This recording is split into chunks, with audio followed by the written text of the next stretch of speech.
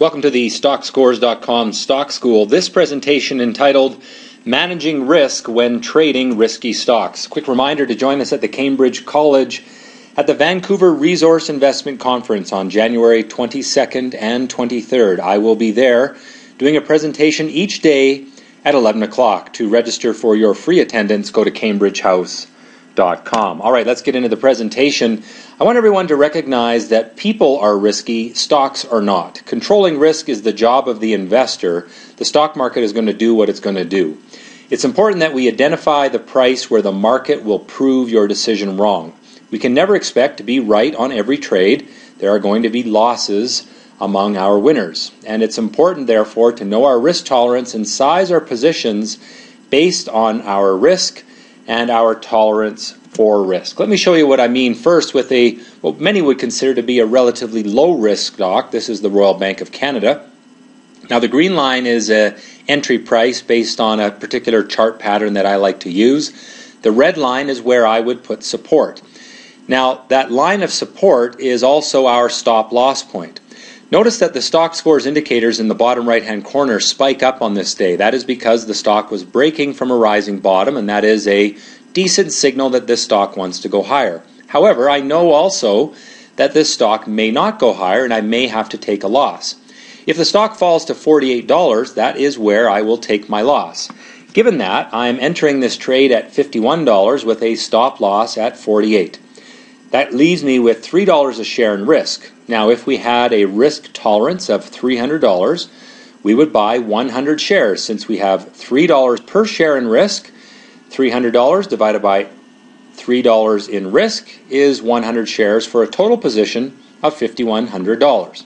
All right, let's go to now what many would consider to be a risky stock. This is a penny stock listed on the TSX Venture Market. And it also gave us a buy signal early in November when it broke from a rising bottom in similar fashion to what Royal Bank has done recently. Notice in the blue circle there you can see that the sentiment and signal stock scores have jumped up. That's one of the things I like to look for. In this case, we're buying the stock at 62 cents with a stop loss at 50 cents. That leaves us with a risk per share of 12 cents. And again, using the same risk tolerance of $300, in this case we would buy 2,500 shares for a total position size of $1,550.